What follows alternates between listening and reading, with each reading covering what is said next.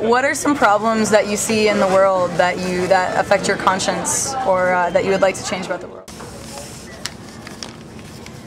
So, what I would change about the world, I think I would want everyone to kind of have a shift in consciousness. I think that what I would change are the hearts of corrupt individuals around the world, because even in developed countries, they're really just the cause of every problem that we have.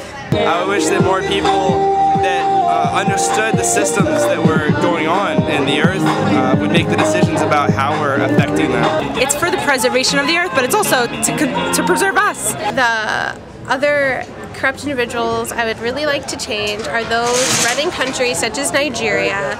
We have to understand that around the world, we are like at the top. I believe the average American consumes 80 times more than the average world citizen. That's pretty shocking. The people who run privatization industries, for example water, and people who are privatizing water in developing countries, and even here people who bottle water, it's just the most ridiculous thing. So I would stop that. We are privileged to dine on luxury, no matter how boring the student dining hall can be. It's unfathomable to the majority of humankind. Just be conscious of food waste. Not waste food. That's a simple thing we can all commit to. The only separation between you and those who cannot help themselves is blind luck. Oh, students, can you stand it? Oh, tell me how you Somebody brought cookies. Will you be a silent one, or will you be human? Which side are you on? Which side are you on? Which side are you on? Which side are you on? Emory students are only concerned with getting grades and getting a tan. That myth has been exploded by all of you here. So what we have to do is we have to realize that there's problems and that we can solve them because we have the means to do so. But how do you actually do that?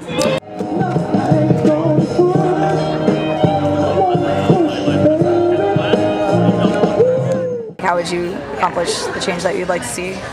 And when you put yourself in a perspective that, you know, this person could just as well be me, then you want to take on their problems as well. And realize that we only have one Earth, and we have to take care of it and be in balance with it so that it can continue to provide for us and we can live on it, because life is a beautiful thing and I want life to keep going, you know?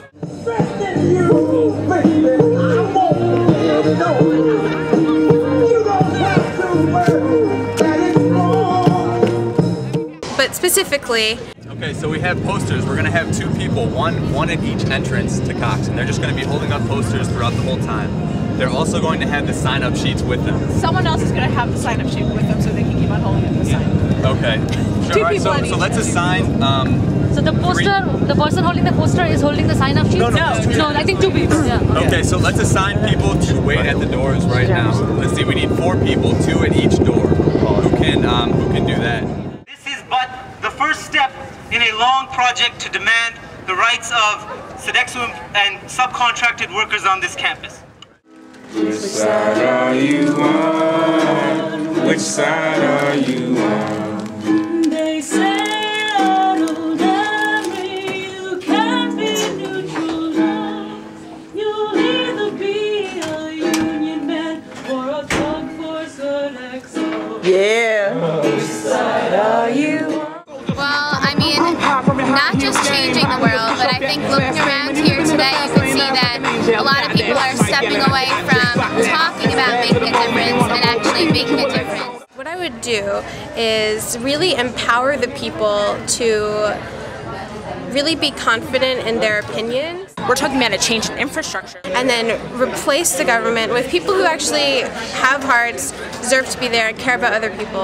Like the Industrial Revolution, we're going into the Green Revolution, so we need to put pressure on the government to make the appropriate policies. I would hope that the world can change from the ground up by more people being educated about issues that are going on, whether it's poverty or environmental crises, or no health care. The only only way to do what I want to do is educate people about their opportunities and what they're missing out on, so that they will just get really angry. And you're also having the sign-up sheet, and you're also having leaflets to get students coming in and out. The rest of us will fan out amongst the people sitting. I think that it's really important to get supporters and followers and people to stand behind you and actually do things to make a difference for the environment, for the animals, for human race, etc. I think that's all really important. There's a worker struggle in this town, get up, get down.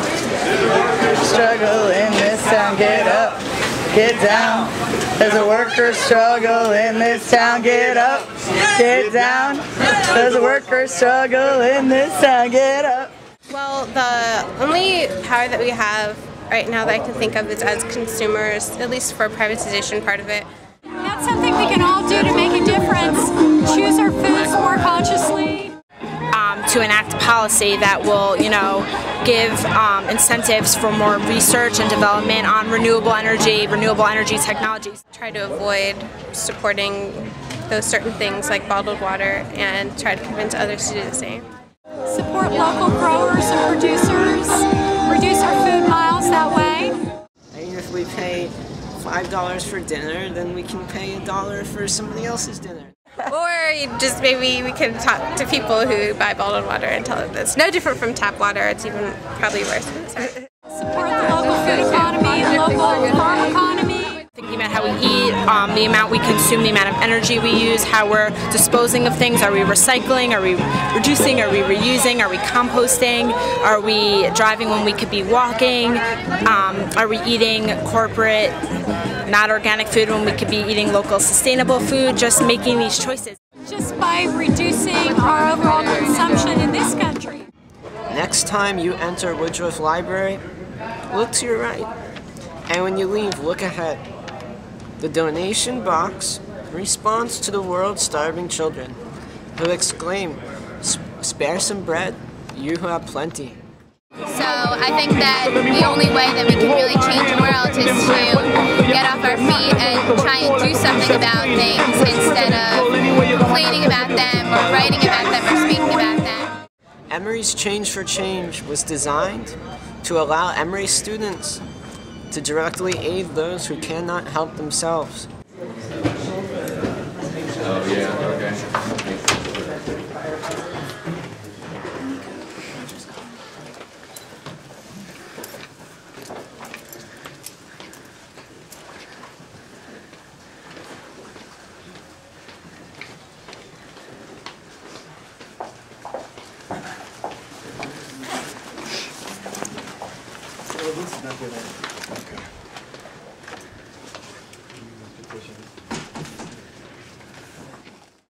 But I think this is a start.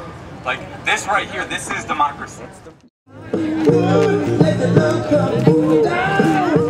But then we ourselves should just be doing things in our individual lives, making changes that are more sustainable, leading by example, showing that we're going to respond to this however we can, within our own means and in our own lives also. I do try to encourage more people to be an example in their community, and instead of trying to go all over the world to change the places, try to learn more about where you are and change your place that you're in. So this is the dancing after the amazing rally that we had. It just takes a little bit of change. And then Riley said, hey, good dancing, y'all should come make cards for cancer patients, so we are. This is mine. And I was so mad, and I was like, you are beautiful. That's what I said.